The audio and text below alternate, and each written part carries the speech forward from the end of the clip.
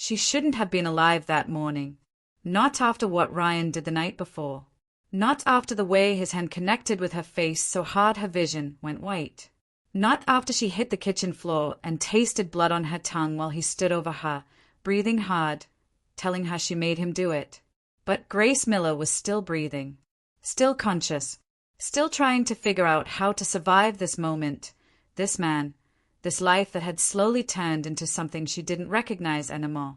The apartment in Denver was small, cramped, the kind of place where you could hear your neighbors arguing through walls thin as paper, where the heat barely worked in winter and the AC died every summer, where Grace worked double shifts at a hospital downtown just to make rent, just to keep food in the fridge, just to convince herself she was still building towards something better.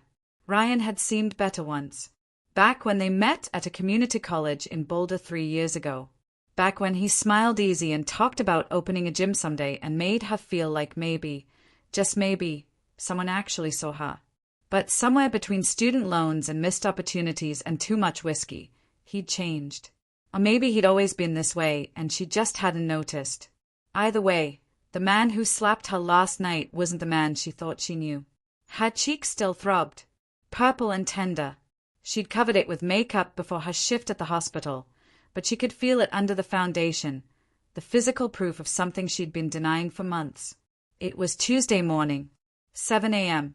Grace sat on the edge of their bed, phone in hand, trying to figure out what to say, trying to find the words that would make this real.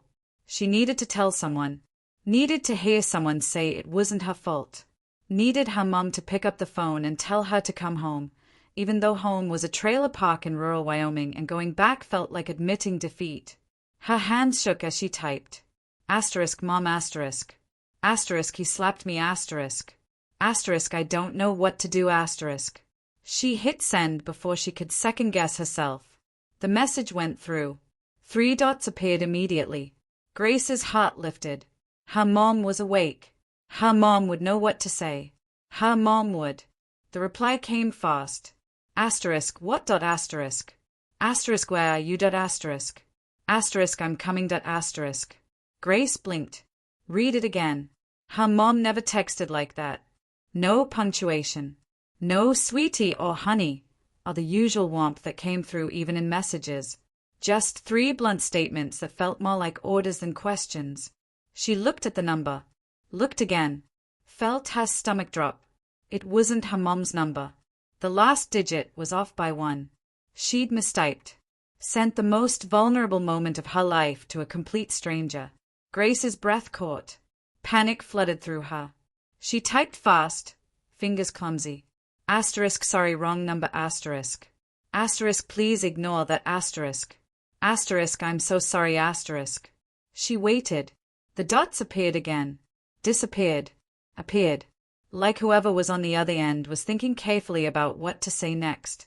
Asterisk you're not safe dot asterisk. Asterisk tell me where you are dot asterisk. Asterisk now dot asterisk. Grace stayed at the screen. Her pulse hammered in her ears.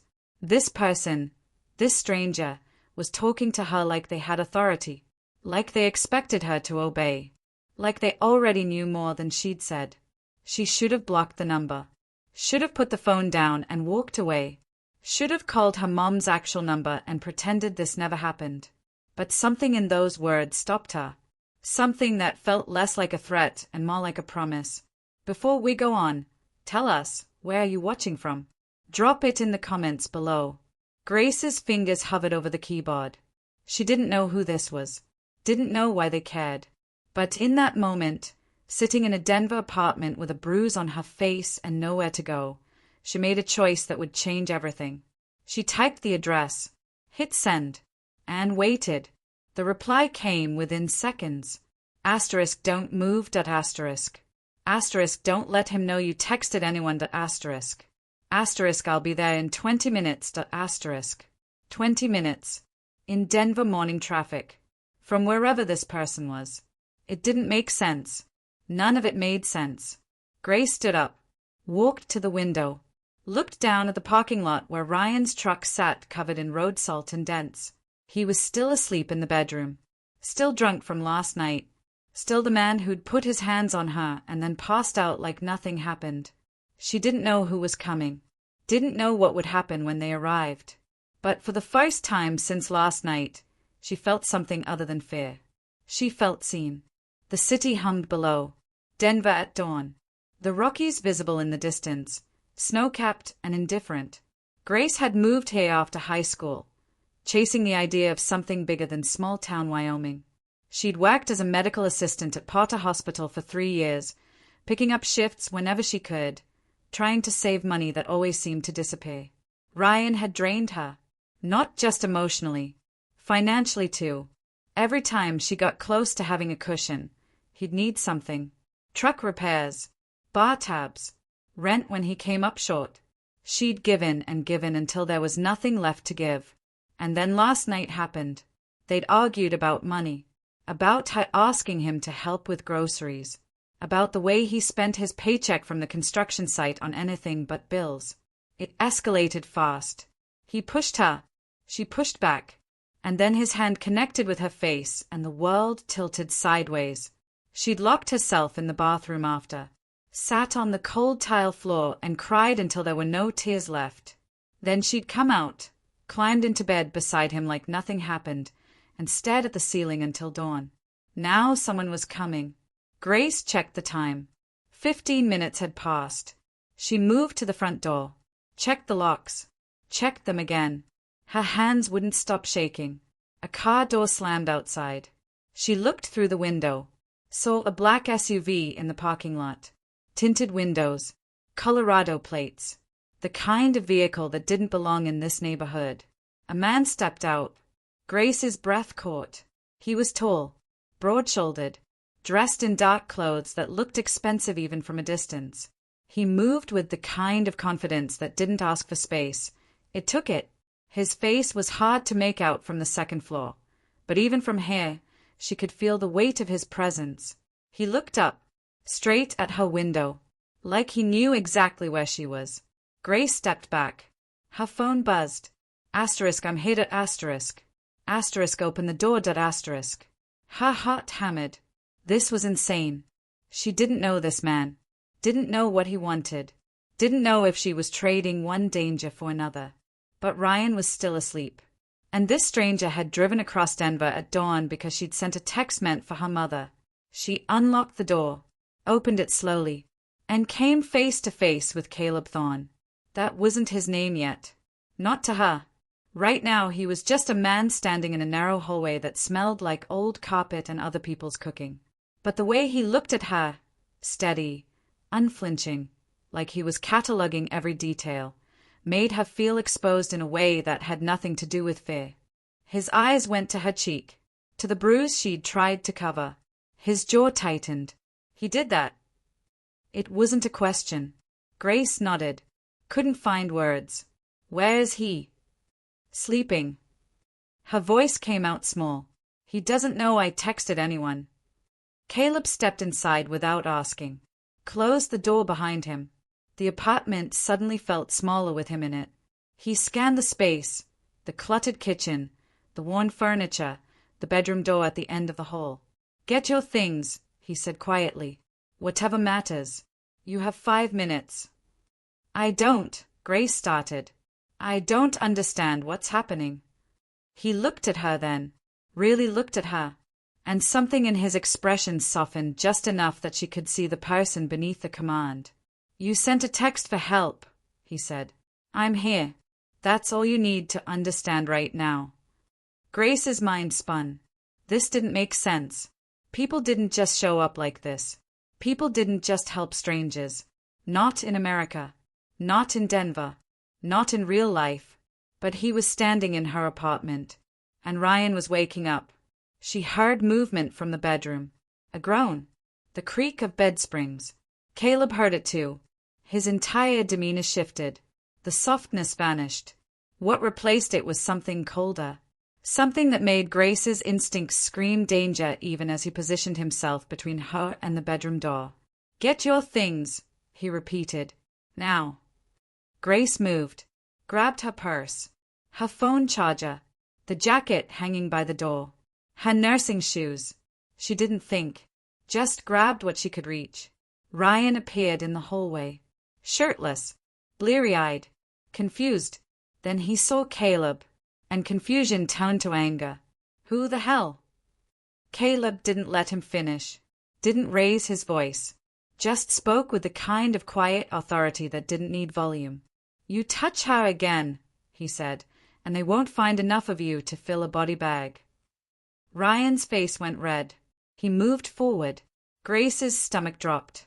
But Caleb didn't move, didn't flinch, just stood there like a wall made of stone and violence barely leashed. Ryan stopped. Something in Caleb's eyes made him stop. Grace didn't wait.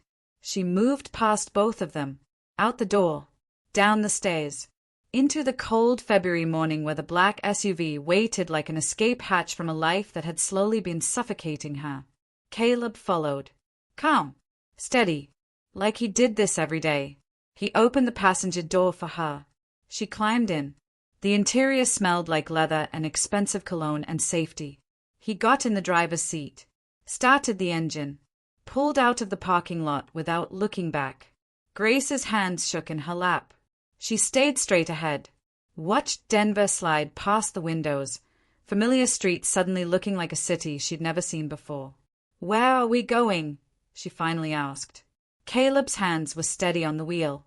His voice was steady too. Somewhere he can't follow. And that was all he said, all he needed to say. Because Grace Miller had just left her life behind for a man she didn't know. Because a wrong number had become a lifeline. Because sometimes salvation arrives in forms you don't recognize until it's standing in your hallway at dawn. She didn't know who Caleb Thorne was yet. Didn't know what he did or why he'd come or what kind of world she was stepping into. But as Denver disappeared in the rearview mirror and the Rockies rose ahead, she felt something she hadn't felt in 3 years. Hope and terror. All at once. The drive lasted 3 hours. Grace watched as Denver became suburbs, became mountain roads that twisted higher and higher into the Rockies. Caleb didn't speak much, just drove with the kind of focus that suggested he'd made this trip countless times. The SUV handled the elevation changes effortlessly, climbing through elevation markers that made Grace's ears pop. She should have been asking questions, should have been demanding answers. Should have been terrified of getting into a car with a stranger who'd somehow known exactly what to say to make her leave everything behind. But she wasn't. Not exactly. The fear was there, sure, humming beneath her skin like electricity. But it was different from the fear she'd lived with for months. This fear had a strange companion. Curiosity. You never asked my name, she finally said. Caleb's eyes stayed on the road. Grace Miller, 26. Medical assistant at Porter Hospital, originally from Gillette, Wyoming. Moved to Denver at 19. No criminal record. No family in Colorado. Mother lives in a mobile home park outside Gillette. Father deceased. One brother, military, stationed overseas. Grace's breath caught. How? I looked you up. Simple. Matter of fact. Like having that much information at his fingertips was completely normal. Had to know who I was helping. She stared at him, at his profile in the morning light. Strong jawline, dark hair cut short, eyes that held something ancient and tired despite not looking older than mid-30s. He wore all black, jeans, boots, a thermal shirt under a leather jacket. No visible jewelry except a watch that probably cost more than her entire year's rent. Who are you? The question came out quieter than she intended. Someone who doesn't ignore cries for help. He glanced at her briefly, even wrong ones. They passed a sign, altitude 9,500 feet. The trees outside had changed from pine to aspens, their white bark bright against snow that hadn't melted despite it being February. The road narrowed, became private. A gate appeared ahead. Tall, iron. The kind that said keep out in every language. Caleb slowed. A camera swiveled to track the SUV. The gate opened without him touching anything. Grace's stomach tightened. Where are we? My home. Home. The word didn't fit what she was seeing. The road continued through trees for another mile before the house appeared. Except house was the wrong word entirely. The structure sprawled across a mountain plateau like something from a magazine Grace couldn't afford. Wood and glass and stone blended into the landscape so naturally it almost seemed to grow from the mountain itself. Floor-to-ceiling windows reflected the Rockies. Multiple levels cascaded down the slope. A separate garage held vehicles she could only glimpse through tinted glass. Caleb parked near the main entrance. Killed the engine. Silence rushed in. "This is," Grace started. Stopped. Had no words. Isolated. Caleb finished. "Private. Safe." He looked at her. "You're not a prisoner, but you're not ready to leave yet either." Something in how he said it made her believe him. Made her believe both things could be true at once. They went inside. The interior was all clean lines and warm wood and natural light pouring through massive windows. The main room opened onto a view that stretched for miles, endless mountains and sky and distance that made Denver feel like another planet. A fireplace dominated one wall, stone reaching to the cathedral ceiling. Furniture that looked comfortable and expensive. Art on the walls that Grace recognized from museum visits she'd taken when she first moved to Denver and still thought culture could save her from loneliness. "I'll show you your room," Caleb said. "Your room. Not a room. Your room. Like she already belonged here." He led her through hallways that seemed to wind deeper into the mountain itself. Past rooms with closed doors. A kitchen that could have served a restaurant. A library with walls of books reaching toward a skylight. Everything felt both lived in and untouched, like a hotel that only one person stayed in. Her room was at the end of a hallway. Caleb opened the door, stepped aside. Grace walked in slowly. The space was larger than her entire Denver apartment. King bed with white linens. Windows overlooking a private section of forest. An attached bathroom with a tub deep enough to drown in. Closet. Desk. Reading chair. Everything she could need and nothing she'd asked for. "There's clothes in the closet," Caleb said from the doorway. "Different sizes. Take what fits. Bathroom stocked. You're not expected to leave this room unless you want to." Grace turned. "What do you want from me?" The question hung between them. The real question. The one that mattered. Caleb leaned against the doorframe. Crossed his arms. Studied her with those ancient tired eyes. "Nothing," he said. "I want nothing from you. People don't just do this. Don't just help. Most people don't." He didn't disagree. "But I'm not most people." "Then what are you?" He smiled. It didn't reach his eyes. "Someone who knows what it's like to need help and not have anywhere to turn." He left before she could respond. Door closing softly behind him. Grace stood in the middle of a room that cost more to furnish than she'd make in 5 years and tried to process what was happening.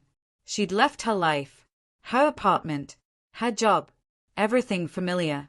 For this. For a man who somehow had the resources to find out everything about her in the time it took to drive across Denver. For a compound in the mountains that felt more like a fortress than a home. For safety. Because despite the questions, despite the confusion, despite every instinct screaming that this was wrong, Grace felt safer here than she had in 3 years. She walked to the window, pressed her palm against the cold glass, watched snow begin to fall across the Rockies, covering everything in white silence. Her phone buzzed. She'd almost forgotten she still had it. Ryan. 15 missed calls. 20 texts. Each one angrier than the last. Demanding to know where she was. Who that man was. Threatening. Apologizing. Threatening again. Grace blocked the number. Then she opened her messages. Found her mom's real number. Typed carefully this time. Asterisk mom asterisk. Asterisk I left Ryan asterisk. Asterisk I'm safe asterisk. Asterisk I'll explain later asterisk. Asterisk I love you asterisk. She hit send, turned off her phone, and let herself, finally, just breathe. The house was quiet. Snow fell harder outside. Grace found herself drawn to the bathroom, to the tub she'd noticed. She filled it with water hot enough to turn her skin pink. Found expensive bath oils in a cabinet. added them until the water smelled like cedar and something else she couldn't name. She undressed, saw her reflection in the mirror.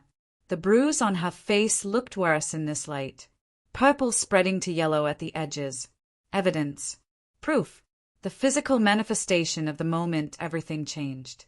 Grace sank into the water, let it cover high up to her neck, closed her eyes, and finally let herself cry. Not because she was scared, not because she regretted leaving, but because for the first time in so long, she didn't have to be strong, didn't have to pretend, didn't have to keep it together because falling apart wasn't an option. She cried until the water went lukewarm, until the tears stopped, until she felt empty and clean and new.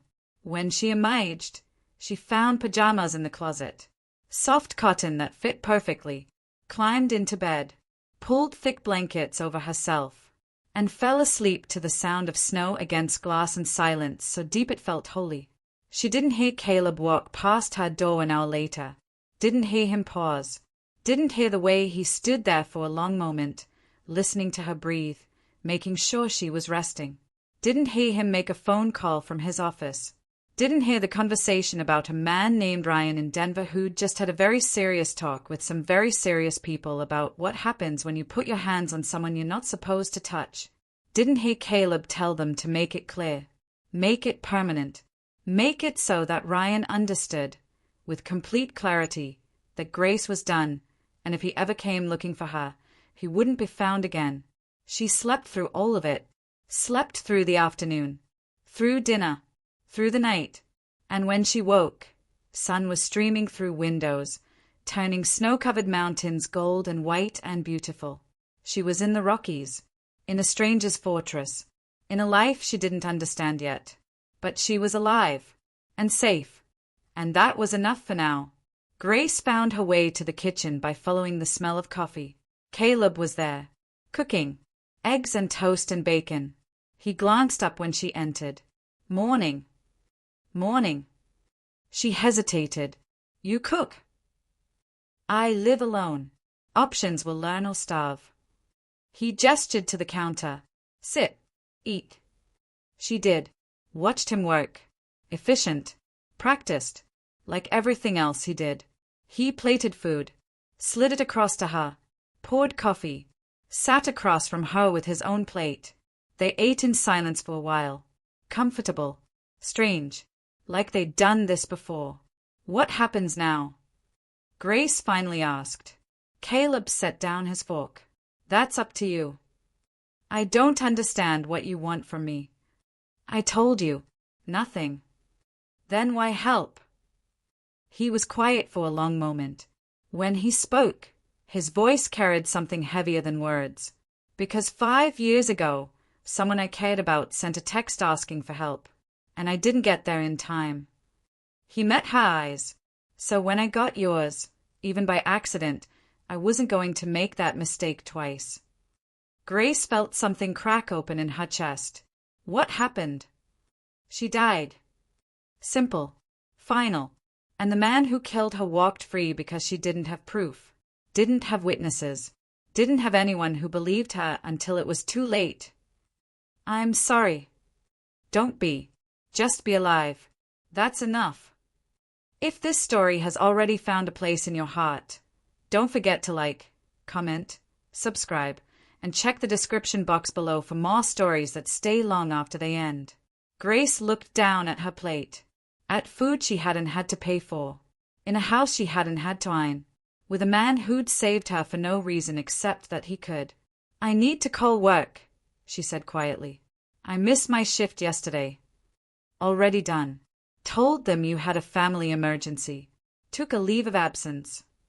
He saw her expression. You can go back whenever you want. Or not at all. Your choice. How did you? I handle things. It's what I do. Grace was starting to understand that. Starting to see that Caleb Thorne wasn't just wealthy or connected. He was something else entirely. Something that moved through the world with the kind of power that didn't ask permission. She should have been afraid. Should have been running. But she wasn't. Because for the first time since she could remember, someone was taking care of her. and it felt like water after years of drought, like warmth after years of cold, like safety after a lifetime of fear. Days became weeks in the mountain fortress. Grace fell into a rhythm she didn't quite recognize. She woke when sunlight hit her windows, made her way to the kitchen where Caleb always had coffee ready. They'd eat breakfast together, sometimes in silence, sometimes with small talk that felt less awkward every time. Then he'd disappear into his office and she'd have the entire day to herself. The house became familiar. She explored it slowly, carefully, like someone learning a new language. Found the library and lost hours among books she'd always meant to read. Discovered a gym in the lower level, equipment that would have cost thousands. A meditation room with floor cushions and windows facing east toward sunrise. A theater with seats like clouds and a screen that made movies feel like living inside them. Everything was hers to use. Caleb made that clear. Showed her how things worked. Gave her access codes and keys and permission without asking for anything in return. It should have felt wrong. Should have felt like a cage disguised as paradise. But it didn't. Not entirely. Because Grace was sleeping through the night for the first time in years. Because her bruise was fading from purple to yellow to memory. Because nobody was yelling at her or needing money she didn't have or making her feel small in ways that accumulated like debt. She was healing. She could feel it happening in small ways. The tension in her shoulders easing. The knot in her stomach loosening. The way she could take a full breath without feeling like she was stealing oxygen. But something else was happening too. Something she tried not to examine too closely. She was becoming aware of Caleb in ways that had nothing to do with fear. The way he moved through the house, quiet, efficient, like he was always aware of exactly where everything was. The way he listened when she talked, fully present, not just waiting for his turn to speak. The way he anticipated what she needed before she asked. Fresh towels appearing in her bathroom, her favorite tea stocked in the kitchen, books she mentioned wanting to read showing up on her nightstand. He was attentive, not controlling. There was a difference Grace was learning to recognize. She could leave anytime. He reminded her of that regularly. Offered to take her anywhere. Denver, Wyoming, a new city entirely. Money was no object. Her freedom was absolute. And yet she stayed. 3 weeks turned into 4. Winter began loosening its grip on the Rockies. Snow melted into streams that carved patterns down the mountainside. Aspens prepared to bud. The air changed, still cold, but with the promise of something warmer beneath. Grace started cooking dinners. Not because she had to, but because she wanted to. Because eating alone felt wrong when Caleb was somewhere in the house doing the same thing. Because sharing meals had become the part of the day she looked forward to most. They talked more. Small revelations traded like currency. She told him about growing up in Gillette. About a childhood that wasn't terrible but wasn't easy either. About a father who drank too much and died too young. About a mother who loved her but never quite knew what to do with a daughter who wanted more than small-town Wyoming could offer. He told her fragments of himself. Grew up in Boston. Old money that came with old expectations. Parents who saw him as an investment rather than a son. Military service that taught him things he wished he could forget. Business ventures that turned millions into more millions through methods he didn't elaborate on. She learned he owned property across 6 states. Had connections in places that didn't advertise. Did work for people who valued discretion above all else. She didn't ask what kind of work. Somehow knew he wouldn't tell her. Not yet. But she started to piece together a picture. The security. The privacy. The way sight and phone calls made his voice go cold and sharp. The men who occasionally showed up at the gate. Always professional. Always brief. Always leaving before Grace could see their faces clearly. Caleb Thorne was powerful in ways that didn't show up on Forbes lists. Dangerous in ways that didn't involve violence unless absolutely necessary. Connected to systems that existed just beneath the surface of regular American life. And he'd pulled her into that world without asking if she wanted to be part of it. If you've ever felt torn between fear and love, you'll understand her. Remember to like, comment, subscribe, and check the description box below. Your support keeps stories like this alive. One evening in late March, Grace found Caleb on the deck. The sun was setting behind the western peaks, painting everything orange and gold. He stood at the railing, drink in hand, watching the light fade. She joined him. He handed her a glass of wine without asking if she wanted it. "Beautiful," she said. "That's why I built here." He took a sip. "The world feels smaller from this height." They stood in silence. "Comfortable now. Easy. Can I ask you something?" Grace said, "Always." "Why do you live alone?" Caleb was quiet for a long moment. When he spoke, his voice carried the weight of old wounds. "Because everyone I've let close has either left or died." He glanced at her. "Present company excluded, hopefully." "The woman you mentioned. The one you couldn't save." Her name was Emily. He'd never said it before. "We were engaged. She was with someone before me. Someone who didn't want to let go. I thought I could protect her. Thought money and security and all the things I could provide would be enough." His jaw tightened. "I was wrong." Grace felt the pain in those words. The guilt. The way some losses never stop bleeding no matter how much time passes. "I'm sorry," she said quietly. "Don't be. Just be careful." He looked at her fully then. "The world I live in, Grace, it's not kind to the people I care about. Enemies come with territory. Danger is a constant. I can mitigate it, manage it, but I can't eliminate it." "Then why bring me here?" "Because leaving you there was worse." Something in how he said it made Grace's chest tighten. Made her realize that maybe she wasn't the only one who'd been saved that morning in Denver. "Who are you, Caleb?" The question came out soft. "Really?" He smiled. Sad. Knowing. Someone who operates in the spaces between laws. Who solves problems for people who can't solve them legally. Who gets called when situations need to disappear. "Yo," she tried to find the word. "You fix things."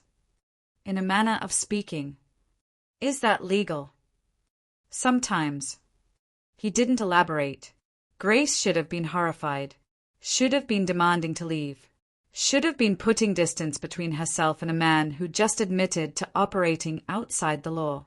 But all she felt was understanding. Because she'd seen what legal protection looked like for women like her.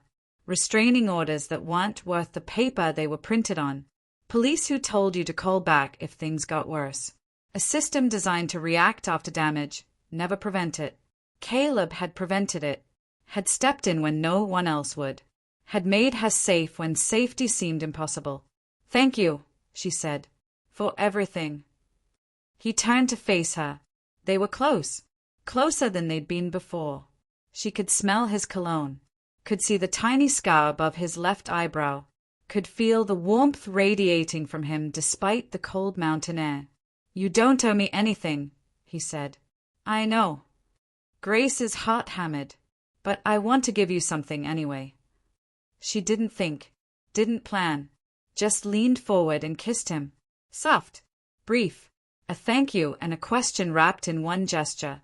When she pulled back, Caleb's expression was unreadable. For a moment she thought she'd made a terrible mistake. Crossed a line that couldn't be uncrossed. Then he set down his drink, cupped her face gently, and kissed her back. This one wasn't brief. This one held weeks of tension and questions and desire that neither of them had wanted to acknowledge. His hands were warm against her skin. His lips tasted like wine and promises. His touch was careful, like she was something precious that might break if he wasn't gentle. When they separated, Grace's breath came fast. Her pulse thrummed in her ears. Every nerve ending felt alive in ways she'd forgotten were possible. "That probably wasn't smart," Caleb said. But he didn't let go. "I'm tired of being smart." "Grace." "I know what you're going to say. That it's complicated. That I'm vulnerable. That you're taking advantage." She met his eyes. "But what if I want to be taken advantage of? What if I'm choosing this?" "Are you?" His gaze searched hers. "Or are you just grateful?" The question hit like cold water. Made her pause. Made her really think. Was this gratitude? Was she confusing safety with attraction? Was she falling for the rescue rather than the man?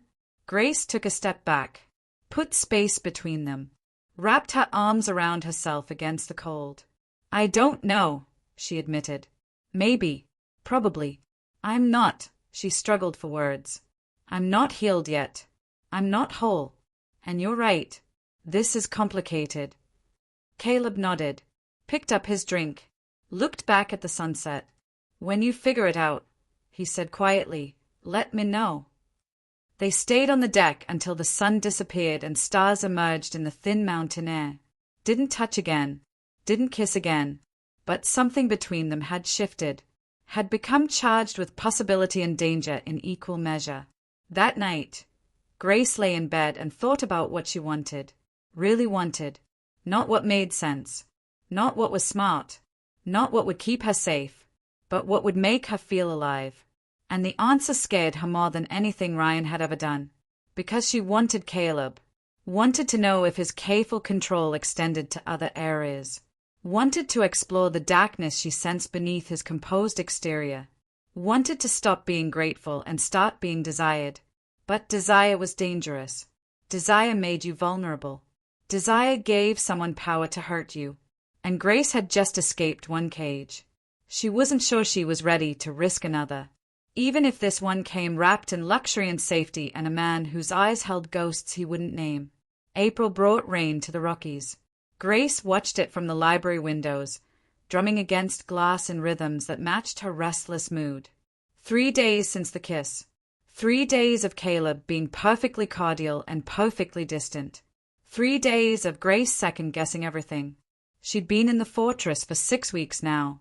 Long enough that Denver felt like someone else's memory. Long enough that her nasing scrubs hung in the closet like artifacts from a previous life. Long enough that the routine of this place, the safety, the quiet, the careful distance Caleb maintained, had become her new normal. But normal wasn't enough anymore. Not after that kiss. Not after feeling something electric and alive for the first time since she could remember. Grace closed her book. Couldn't focus on words when her mind kept drifting to the man somewhere else in this sprawling house. She stood, wondered, found herself at his office door. It was open.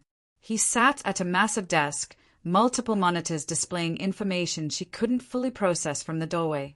Phone pressed to his ear, voice low and sharp. I don't care about his excuses. The shipment was supposed to be clean. If there's contamination, that's on him. Fix it or I find someone who can. He hung up, noticed her. His expression softened immediately.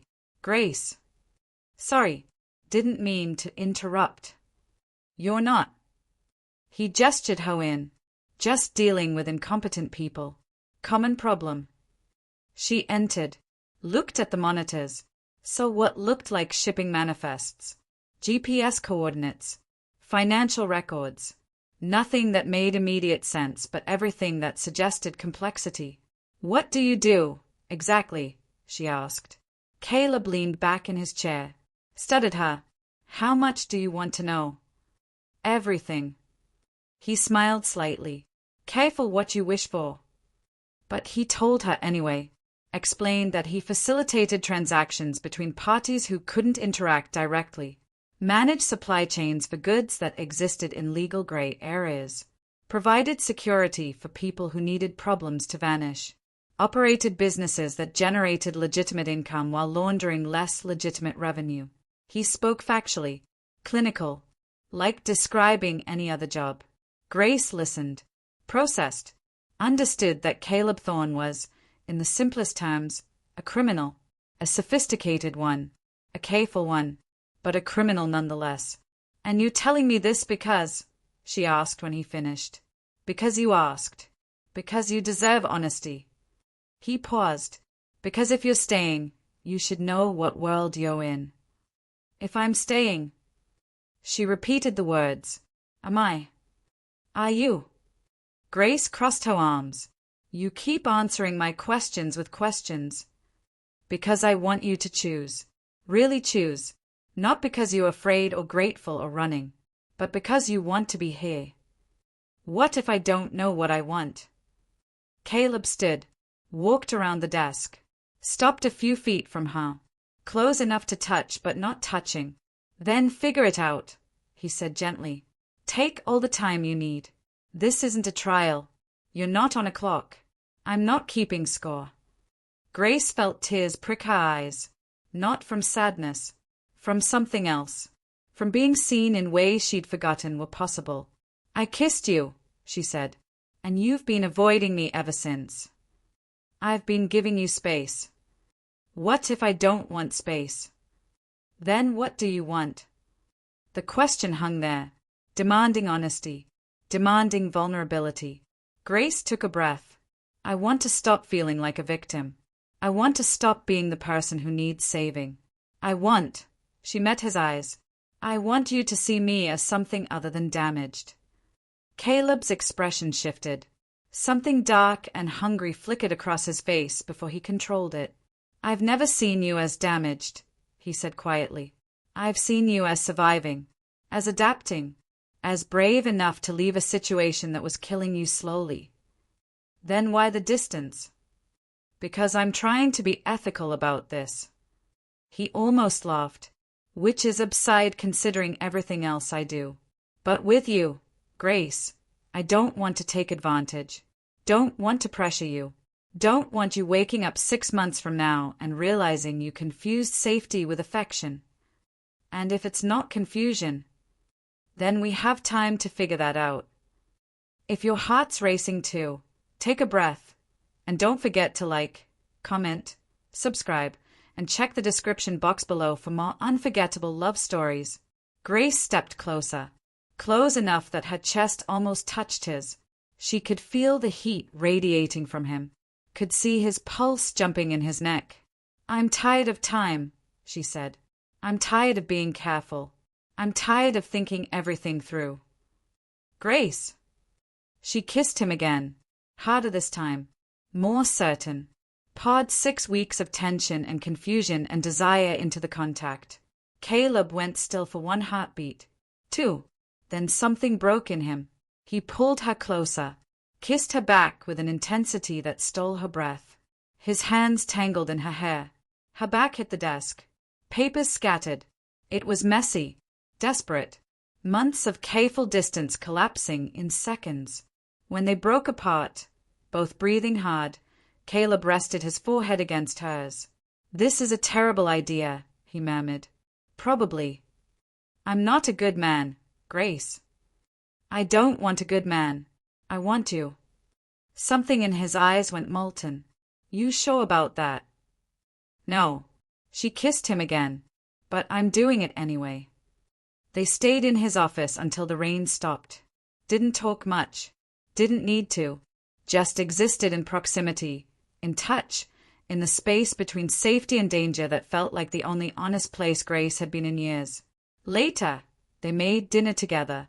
Pasta and wine and conversation that flowed easier now that the tension had somewhere to go. They ate on the deck under clearing skies. Stars emerged in clusters. The Rockies stood black against the darkening sky. Tell me about Boston, Grace said. So Caleb did. Told her about a childhood of boarding schools and nannies and parents who saw affection as weakness. About learning early that money could buy anything except the things that actually mattered. About joining the military to escape expectations, only to find worse ones. About coming home decorated and damaged and deciding that if the world was going to be cruel, he might as well profit from it. I'm not proud of everything I've done, he said, but I don't regret surviving. Grace understood that. Understood survival. Understood compromise. What about Emily? She asked. How'd you meet her?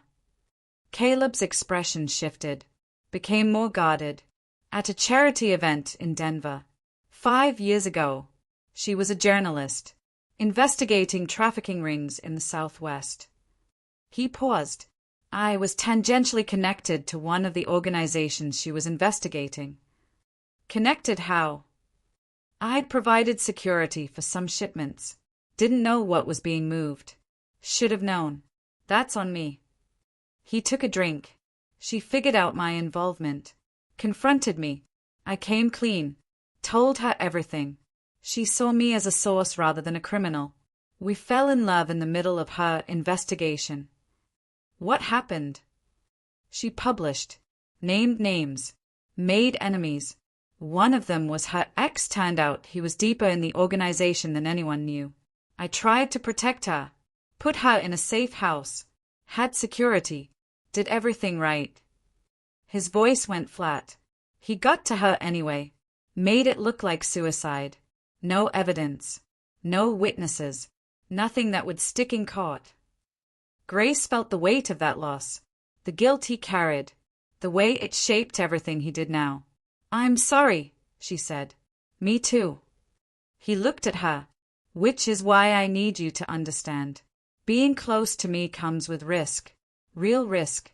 I have enemies. People who'd love to find leverage against me. If they knew about you. They'd try to use me. Yes. Grace considered that. Considered the choice in front of her. Safety in isolation. Danger in connection. Nothing in between. What if I'm willing to take that risk? She asked. Then you're braver than I am. She reached across the table. Took his hand.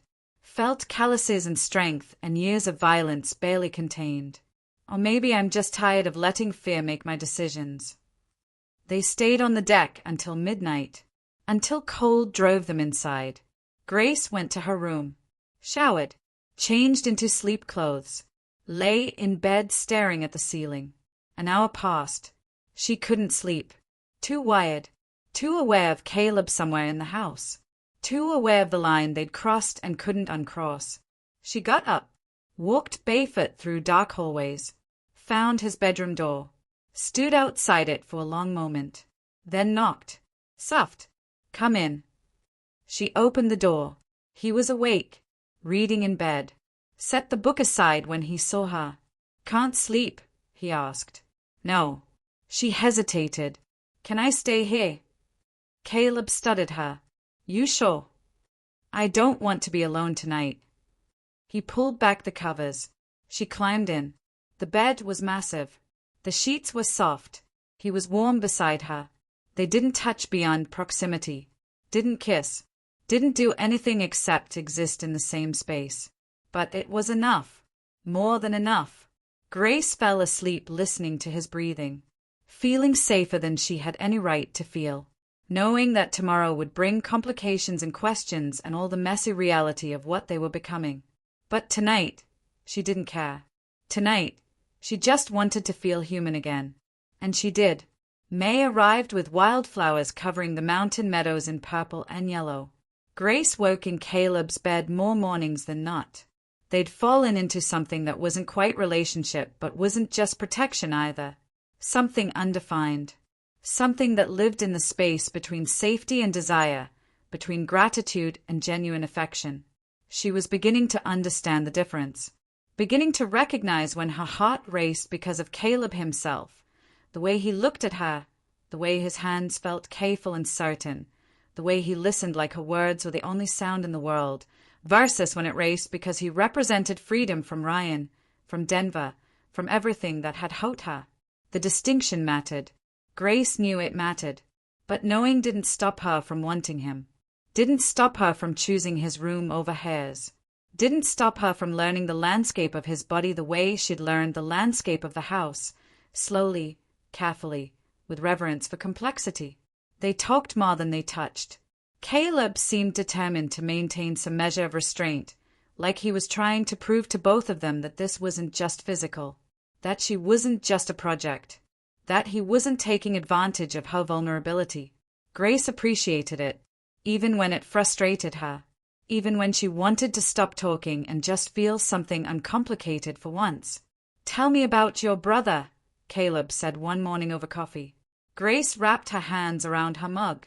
Jason, 2 years older, Marines, stationed in Okinawa. We were close as kids. Less so now. She shrugged. He thinks I'm too soft. Thinks I should have left Ryan sooner. Thinks a lot of things but never actually helped. Have you told him about me? No. He'd lose his mind. Grace smiled slightly. Military guys don't love hearing their sisters are living with men they don't know. Does he know you left Denver?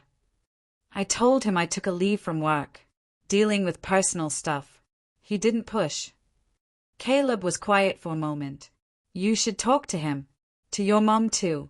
They are probably worried. I know. Grace had been avoiding it. Avoiding explaining where she was, who she was with, how she'd ended up in a fortress in the Rockies. I will. Soon. But soon kept getting pushed back. Because explaining meant confronting reality. Meant admitting that she'd left her entire life behind for a man she barely knew. Meant trying to justify the unjustifiable.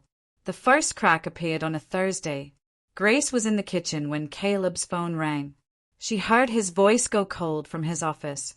Heard pieces of a conversation that didn't make sense. Where? How many? I told you to handle it quietly. No, I'll deal with it myself. He emerged minutes later, dressed differently. Black tactical pants, boots, a shirt that hugged his frame in ways that suggested functionality over fashion. Loading a weapon she hadn't known he kept in the house. Grace's stomach dropped.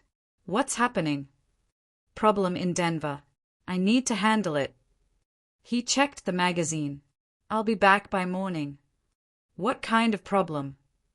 He looked at her, hesitated, then apparently decided she deserved honesty. Ryan's causing trouble, threatening people, looking for you. He needs to understand that's not acceptable. Fear spiked through her. You're going to hurt him. I'm going to have a conversation. His tone suggested conversation was a euphemism.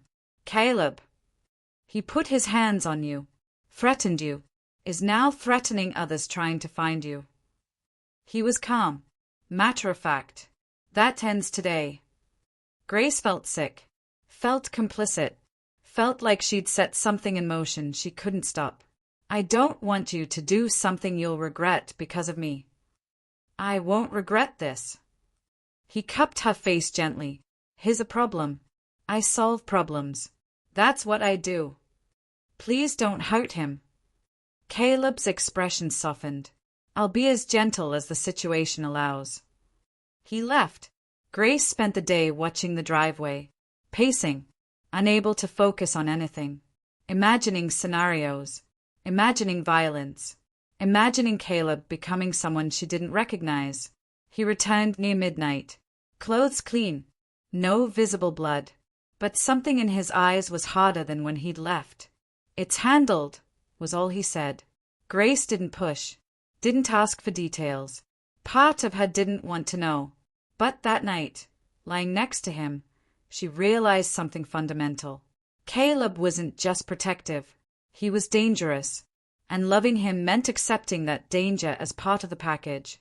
The second crack appeared 2 days later. Men arrived at the gate. 3 of them. Caleb met them in the driveway. Grace watched from a window as they talked.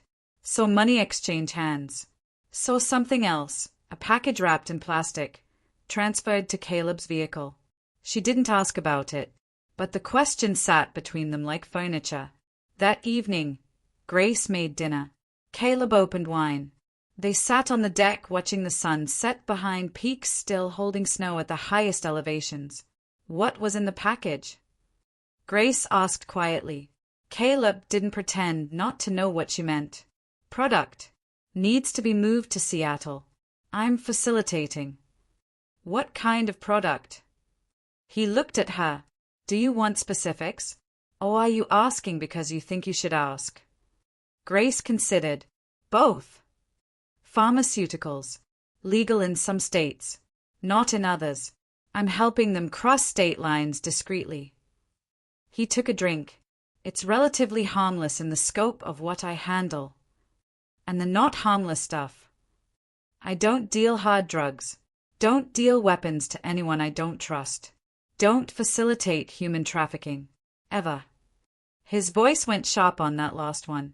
But beyond that, yes. I operate in spaces most people don't acknowledge exist. Grace absorbed that. Does it bother you? Sometimes. Late at night. When I'm honest with myself. He turned to face her fully. But I'm good at it. And in a world where good people get hurt by bad people who follow no rules, maybe having someone willing to operate between the lines has value. That's rationalization. I know. Doesn't make it less true. Before we close this chapter, take a moment, like, comment, subscribe, and check the description box below. Every small gesture helps the next story find its way to you. Grace should have been horrified, should have been planning her exit, should have been recognizing all the red flags she'd spent 6 weeks ignoring. But she wasn't, because she'd seen what legal help looked like for women like her. Had seen cops take reports and do nothing. Had seen restraining orders that were just expensive paper. Had seen a system designed to protect everyone except the people who needed protection most. Caleb had saved her when the system wouldn't. Had protected her when protection was just theory. Had made her safe when safety seemed impossible. Maybe that made her complicit. Maybe that made her just as bad. Or maybe it just made her human. Choosing survival over morality. Choosing the imperfect protection of a dangerous man over the theoretical protection of institutions that had failed her. I should leave, she said. Shouldn't I? That's what the smart version of me would do. Probably. He didn't disagree. The smart version of you would go back to Denver, get her apartment, return to nursing, live a normal life. But you're still here, which suggests maybe the smart version isn't the only version worth listening to. Grace laughed despite everything. Are you encouraging me to stay with a criminal? I'm encouraging you to choose honestly, whatever that choice is.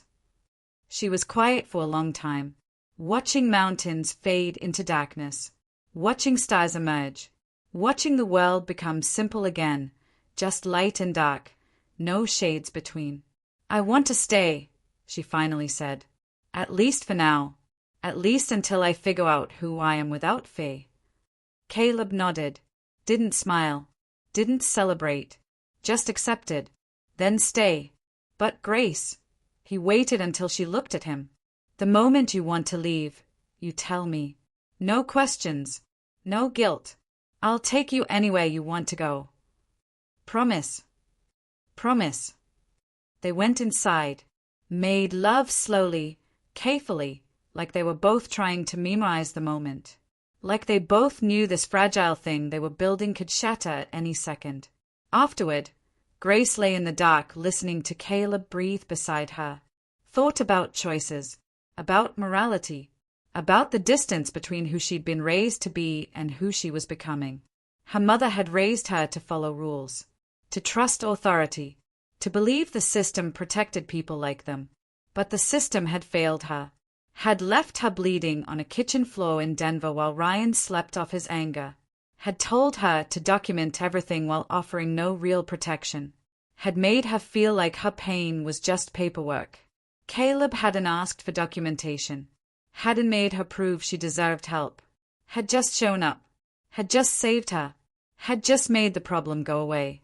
Maybe that made him a criminal, but it also made him the only person who'd actually protected her when protection mattered.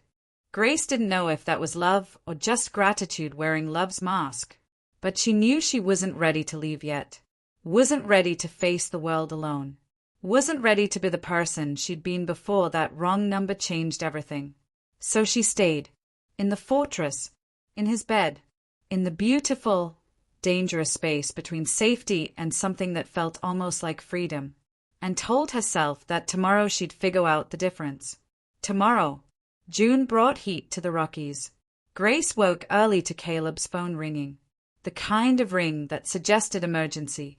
She felt him tense beside her before he even answered. When? Where are they now? I'll be there in 20. He was up and dressed before Grace could fully wake, moving with military precision, checking weapons, making calls. His entire demeanor transformed from the man who'd held her last night to something harder, colder, focused. What's wrong? Grace sat up.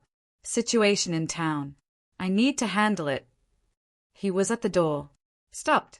Came back. Kissed her forehead. Stay here. Don't leave the property. Don't answer the door for anyone. I'll be back soon." Then he was gone, disappearing down the drive in the gray pre-dawn light. Grace tried to go back to sleep. Couldn't. Dressed. Made coffee. Stood at the window watching the driveway like her attention could summon him back faster. Hours passed. Morning became afternoon. No word from Caleb. She texted, "You okay?" No response. Called. Went to voicemail. Faye started as a whisper in her chest. Grew louder with each passing hour. By evening, Grace was pacing. Her imagination conjured scenarios. Caleb hurt. Arrested. Dead in a ditch somewhere. All because she'd sent that text 3 months ago. All because he'd decided she was worth saving. The guilt sat heavy. The waiting was worse. Full dark arrived. Still nothing. Grace made dinner she didn't eat. Sat on the deck watching stars emerge. Trying to breathe. Trying not to imagine the worst. Headlights finally appeared near midnight. Relief flooded through her so intense she felt dizzy. But it wasn't one vehicle. It was 3 SUVs moving fast. Parking in the cycle drive. Men emerging. 6 of them. All dressed like Caleb had been that morning. Tactical clothes, weapons visible, faces hard. Caleb was with them. Alive. But the tension radiating from the group suggested something had gone very wrong. Grace met him at the door. Saw blood on his shirt. Not his blood. He moved without pain. But blood nonetheless. "Inside," he said quietly. "Now." She obeyed. The men followed. Caleb directed them through the house. Posting positions. Checking windows. Transforming the fortress into an actual fortress. One man, older, graying, with a scar across his jaw, approached Caleb. "Perimeter's secure. But if they tracked us here—" "They didn't." Caleb's voice was certain. "But we prepare anyway." The man nodded. Left to coordinate others. Caleb finally turned to Grace. She saw exhaustion in his eyes. And something else. Anger. At himself or the situation. She couldn't tell. "What happened?" she asked. Retaliation. For the Ryan situation. Someone decided to send a message. He pulled off his shirt. The blood was definitely not his. "They went after one of my operations in Denver. Killed 2 people. Would have been more if we hadn't gotten there in time." Grace felt cold. "Because of me. Because of choices I made." He was firm about that. "Ryan talked to the wrong people. Those people decided I was vulnerable. This is blowback. But it's mine, not yours. People died. People die every day in this world, Grace. The question is which people." He cupped her face. "Are you scared?" She was. Terrified. But not of him. "What happens now?" "Now we wait. They'll test our defenses. Try to figure out if this location is worth hitting. My men will make sure the answer is no. And if they come anyway, then we handle it. Simple. Final. Like violence was just another problem to solve." Grace watched armed men move through the house she'd come to think of as home. Watched the place that had meant safety become militarized. Watched the illusion of peace shatter into something much more real. "Maybe I should leave," she said quietly. "Go somewhere else. If I'm putting you in danger." "You're not leaving." Caleb's voice was sharp. Then softer. "Grace, you're the first thing I've cared about in 5 years. You think I'm letting you walk into danger because this is hard. You'd be safer without me. I'd be emptier without you." He pulled her close. "I've been safe my whole life. Safe and alone. I'll take dangerous with you over safe without you every damn time." Grace pressed her face against his chest. Felt his heartbeat. Felt the coiled violence in his frame. Felt the care beneath it. "I'm scared," she admitted. "Good. Fear keeps you alive." He pulled back. Looked at her seriously. "But Grace, if they come here, you do exactly what I say. No questions. No arguments. My men are the best. This house is built like a bunker. We have exits you don't know about. I will keep you safe, but you have to trust me. I do. Then trust this too. It's going to be fine. That night, Grace couldn't sleep. Too wired, too aware of armed men stationed throughout the house, too aware that somewhere in Denver, people who wanted Caleb dead were planning their next move. She found him in his office, surrounded by monitors showing security feeds, maps, communications equipment she didn't understand. "Can't sleep?" he asked without looking up. "Can you?" "Not tonight." He gestured her over, showed her the feeds. "See this? Thermal cameras covering every approach. Motion sensors in the forest. 2 men on watch at the gate. 3 on patrol. Nothing gets close without us knowing."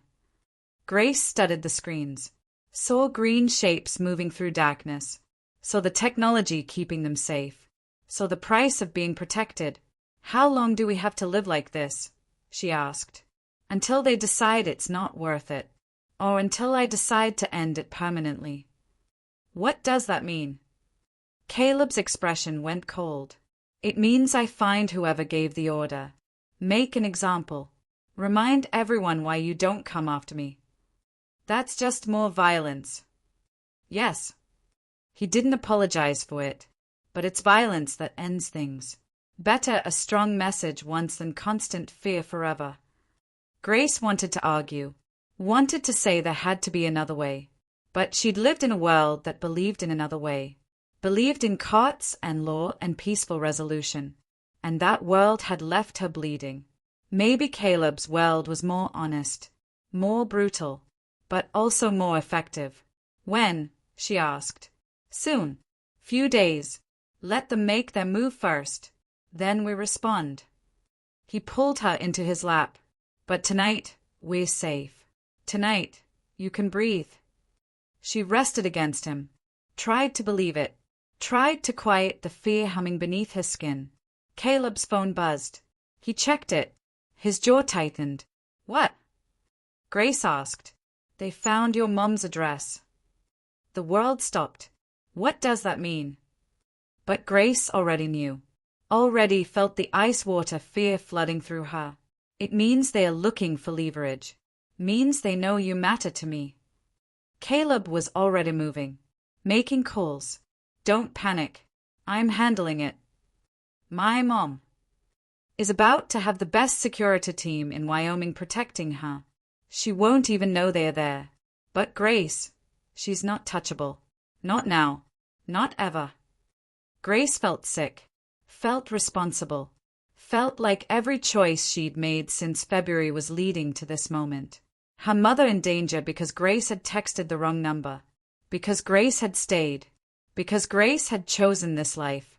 "I should call her," Grace said. "No. No contact. They might be monitoring." Caleb's voice was gentle but firm. "I know it's hard, but communication right now puts her at more risk. My people will keep her safe, but she can't know why they're there." "How long?" "Until this is over. Few days, maybe a week." Grace felt trapped, felt helpless, felt every bit the person she'd been in Denver, powerless while men decided her fate. Except this time, the men deciding were on her side. This time, the violence was being deployed to protect rather than harm. This time, she'd chosen this. Hadn't she? The next days blurred together.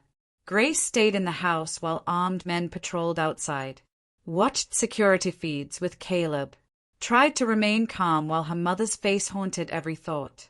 Caleb made good on his promise, showed her photos of his team in Wyoming, positioned near her mother's trailer, invisible but present, professional surveillance that wouldn't register as threat. "She's safe," he kept saying. "I promise. She's safe." Grace tried to believe it, tried to trust that the same systems that made Caleb dangerous could keep her mother protected. On the third night, something changed. Caleb got a call, listened, smiled cold. "They made their move," he said when he hung up. "Tried to hit one of my warehouses in Colorado Springs. We were waiting. Now we know who's responsible." And And now I respond. He was already moving, arming himself, his men gathering in the main room. I'll be back by morning. Grace grabbed his arm. Don't go. I have to. This ends tonight. Then take me with you. Absolutely not. Caleb. He kissed her. Desperate. I'm coming back. I promise I'm coming back. But I need you here. Safe. Please. Grace wanted to argue, wanted to fight, wanted to do something other than wait helplessly while violence happened in her name. But she nodded. Let him go. Watched the vehicles disappear down the mountain toward whatever violence awaited in the valley below, and prayed, to a God she hadn't spoken to in years, that he'd keep his promise. Grace waited in the fortress alone except for 2 guards Caleb had left behind. She paced the house as dawn approached, watched security feeds, tried Caleb's phone every 30 minutes. No answer, just voicemail, just silence that felt like a void opening beneath her feet. By 8 a.m., she couldn't take it anymore. She found one of the guards, younger, maybe mid-20s, with kind eyes despite the weapon on his hip. Do you know what's happening? She asked. No. Radio silence during operations. Standard protocol. How long does it usually take? He hesitated. Depends on resistance. Could be done already. Could take all day. Grace felt her chest tighten.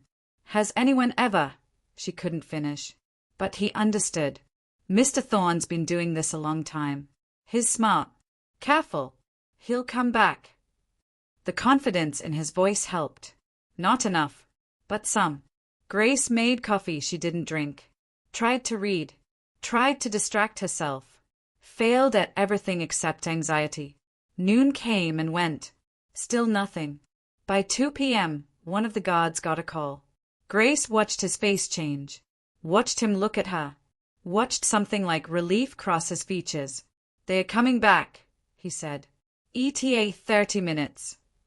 Grace felt something break open in her chest. Relief so intense it hurt. She waited at the window. Watched the driveway. Counted minutes. The vehicles finally appeared. 3 SUVs moving fast up the mountain drive. Grace was at the door before they parked. Caleb emerged from the lead vehicle. Alive. Whole. Blood on his clothes but walking without injury. Grace ran. Collided with him. Felt his arms wrap around her.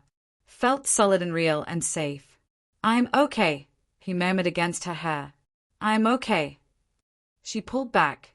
Checked him over. You're bleeding. Not mine. He wiped at his face. None of it's mine. The other men filed past. Looking tired. Looking satisfied. One of them nodded to Caleb. Clean operation. Message sent. They won't be a problem again. Caleb nodded.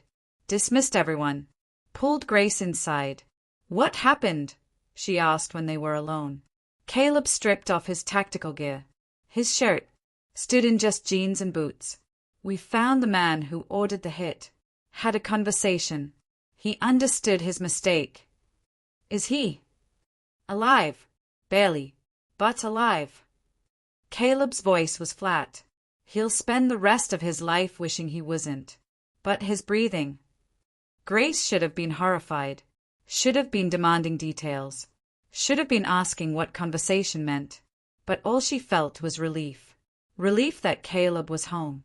Relief that the threat was ended. Relief that her mother was safe. And my mom? She asked. Securities pulled back. She never knew they were there. She's fine. This is over. Over. The word felt impossible. Like peace was a concept that didn't exist in this world. Are you sure? Grace asked. I made it very clear what happens if anyone comes after me or mine again. His eyes were hard.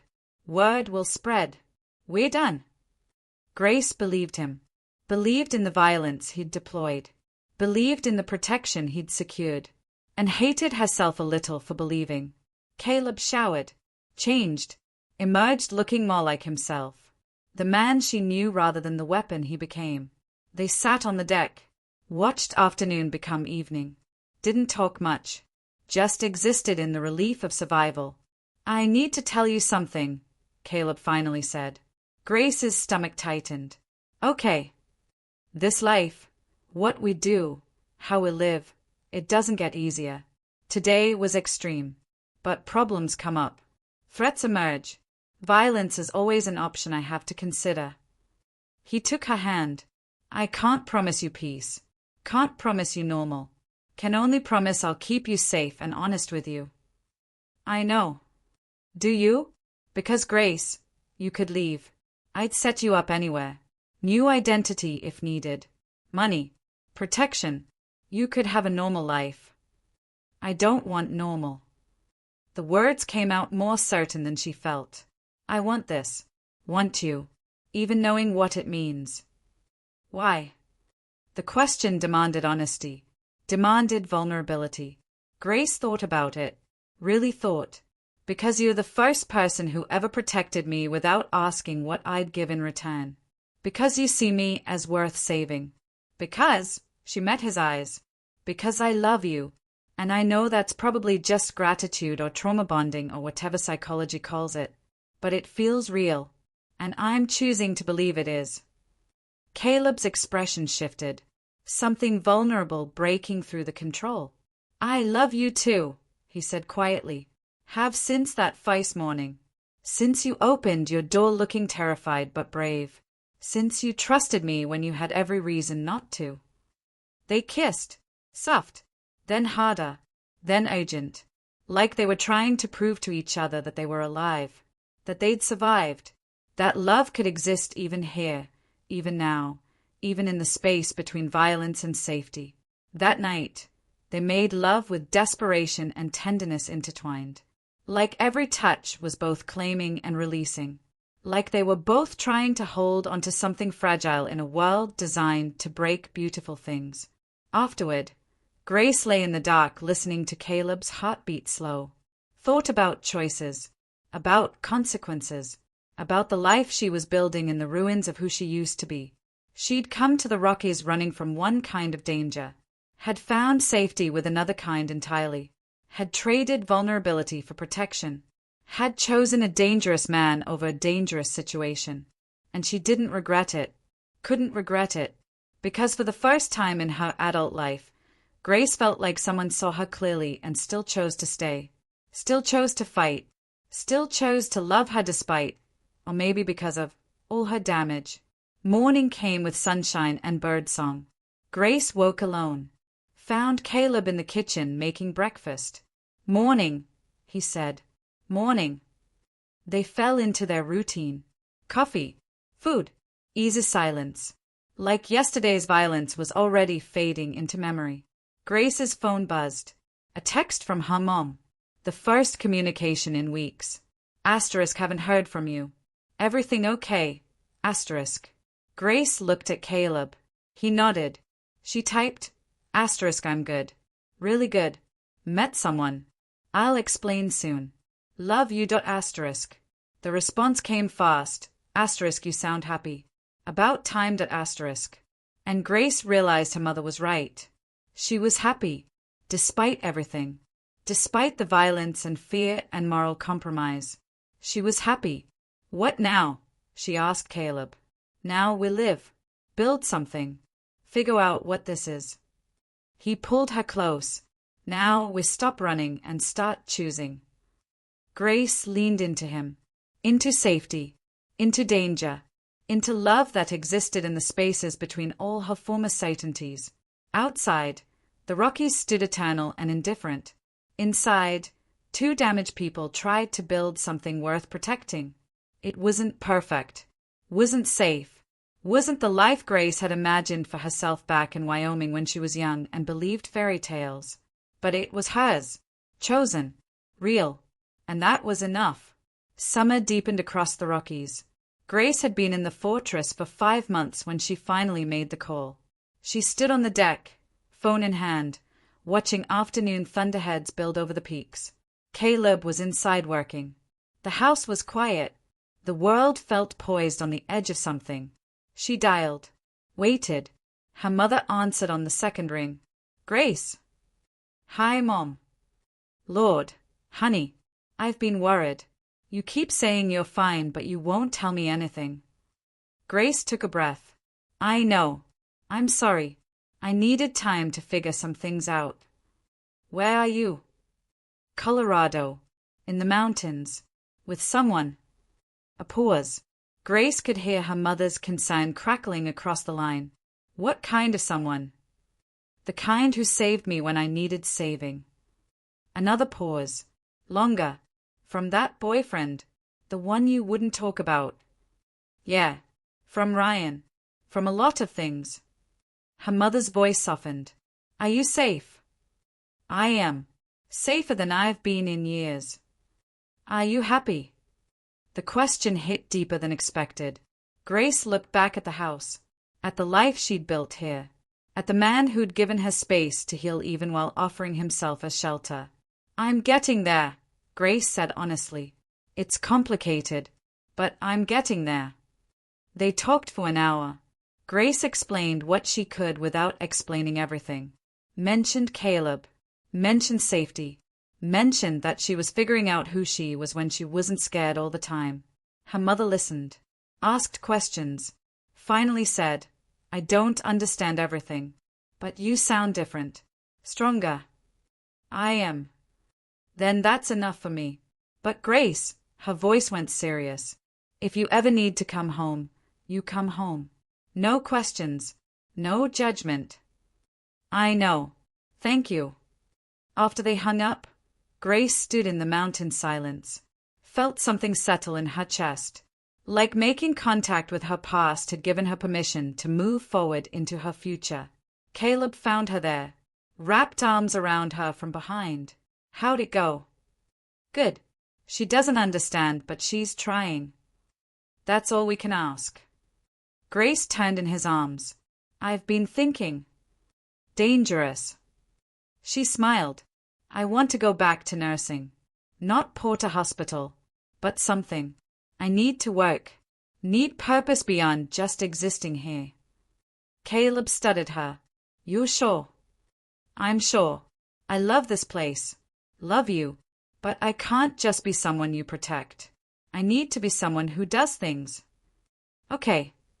No argument. No resistance. I know a clinic in Boulder. Free medical care for people who can't afford hospitals. Run by a woman who asks no questions about where funding comes from. You'd be good there. You'd be okay with me leaving the house. Grace, you're not my prisoner. Never were. If you want to work, work. If you want to leave entirely, leave.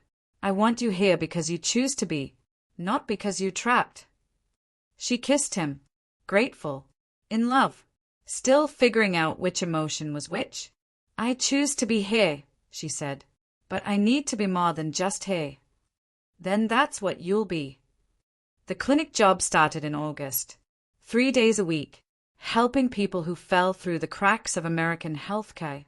Immigrants without papers. Homeless veterans. Working families who couldn't afford emergencies. People like Grace used to be. The work was hard, fulfilling, real in ways that made her remember why she'd gone into nursing in the first place. Caleb drove her down the mountain those days, picked her up after, never asked about specifics but was always interested when she shared, donated money anonymously to keep the clinic running, used his connections to source equipment they needed. Grace started to see how his world worked, how money moved, how influence spread, how someone could be a criminal and a philanthropist simultaneously. It didn't make sense by traditional morality, but traditional morality had failed her, had failed the people she treated at the clinic, had failed anyone who existed outside the neat lines society drew. Caleb lived in the spaces between those lines, and increasingly, so did Grace. One evening in September, they sat on the deck watching stars emerge. 6 months since that wrong number had changed everything. Do you ever regret it? Grace asked, responding to my text. Caleb was quiet for a long moment. No, even knowing everything that came after, even knowing the danger. No. Why? Because you gave me something to protect beyond just myself. Gave me a reason to be better than I was. You made me remember what it felt like to care. Grace felt tears prick her eyes. I was so broken when you found me. You were surviving. There's a difference. Am I still broken? He looked at her. Really looked. No. You're rebuilding. There's a difference there too. They went inside, made dinner together, fell into the rhythm they'd created, easy, comfortable, marked by touches that meant more than words. Later, in bed, Caleb's phone rang. The special ringtone that meant business. He answered, listened. His expression hardened. When? How many? I'll handle it. He hung up, was already moving, getting dressed. Grace sat up. What's wrong? Situation in New Mexico. I need to go. 3 days. Maybe 4. Is it dangerous? Everything I do is dangerous. He cupped her face. But I'm careful. And I'm coming back. Promise. Promise. He left in the pre-dawn darkness. Grace watched his taillights disappear down the mountain. Felt the familiar anxiety return. The waiting. The fear. But this time felt different. This time she had her own life to focus on. Had clinic shifts to work. Had patients who needed her. Had purpose beyond just waiting for someone to come home. 3 days passed. Caleb called when he could. Short conversations that reassured her he was alive. On the 4th day, Grace was at the clinic when her phone rang. Unknown number. She almost didn't answer, but something made her pick up. Grace Miller. Yes. This is Agent Morrison. FBI. We need to talk about Caleb Thorne. Grace's world tilted. I don't. We know you're living with him. Know he pulled you out of Denver. Know you're working at a clinic his money funds. The voice was professional, not unkind. We're not interested in you, but we are interested in him, and we think you could help us. I'm hanging up. He's not who you think he is. The money, the protection, the life he's given you, it's all built on crimes. People have died because of what he does. I said I'm hanging up. Grace, the agent's voice softened. I've read your file. I know what you've been through. I know he saved you. But saving you doesn't erase the people he's hurt. And staying with him makes you complicit. Grace ended the call. Hands shaking. Mind racing. Complicit. The word hung heavy. True in ways she'd been avoiding. She loved Caleb. Was grateful to him. Had built a life beside him. But loving someone didn't erase what they did. Didn't absolve the violence. Didn't clean the money. Grace left the clinic early. Drove back to the mountains. Sat in the fortress alone. Tried to figure out what she believed. What she could live with. What price she was willing to pay for safety. Caleb returned that evening. Tired but whole. He knew immediately something was wrong. What happened? Grace told him. About the call. About the FBI. About the word complicit sitting like ash in her mouth. Caleb listened. Didn't interrupt. When she finished, he sat beside her. Took her hand. They're not wrong, he said quietly. I've done things. Hurt people. Made choices I can't undo. And being with me makes you part of that. Makes you, he struggled with the word. Complicit. I don't want to be. I know. But I don't want to leave either. I know that too. He was quiet for a long moment. So what do we do? If stories like this linger in your heart long after they end, don't leave just yet. Like, comment, subscribe, and check the description box below, and let the next story find you when the night grows quiet again. Grace looked at him, at the man who'd saved her, the man who loved her, the man who'd killed for her. We choose honestly, she said. We stop pretending this is simple. Stop pretending love makes everything okay. We acknowledge what you do, what I'm accepting by staying, and we decide if we can live with that. Can you? Grace thought about it, really thought. about morality, about survival, about the gray spaces where most people actually lived. I don't know, she admitted, but I want to try. Want to see if we can build something real despite the foundation it's built on. Caleb pulled her close. Then we try. They sat in the mountain silence. Two people damaged by life, choosing each other despite knowing better, building something fragile and fierce in equal measure. Outside, the Rockies stood eternal. Inside, Grace Miller made her choice. Not the smart choice, not the moral choice, but the honest one. She stayed. In the fortress. In his arms. In the complicated space between victim and survivor, between innocent and complicit, between safety and danger. She stayed. Because sometimes love means accepting imperfection. Sometimes healing means choosing the flawed protection over perfect loneliness. Sometimes survival means partnering with someone dangerous to feel safe. Was it right? Grace didn't know. Probably not by any standard she'd been raised with. But it was hers. Chosen. Real. Built on truth rather than illusion. And for Grace Miller, who'd spent so long being powerless, choosing honestly felt like its own kind of freedom. Even if that freedom came wrapped in moral compromise. Even if loving Caleb meant accepting the blood on his hands. Even if staying meant becoming someone her younger self wouldn't recognize. She stayed. Because the heart wants what it wants, even when what it wants is complicated and dangerous and built on foundations that won't hold scrutiny. She stayed. Because home isn't where you're safe from everything. It's where you're honest about what you're not safe from. And this fortress in the Rockies, with a man who'd answered the wrong number and showed up anyway, this was home. Complicated. Dangerous. Imperfect. But home.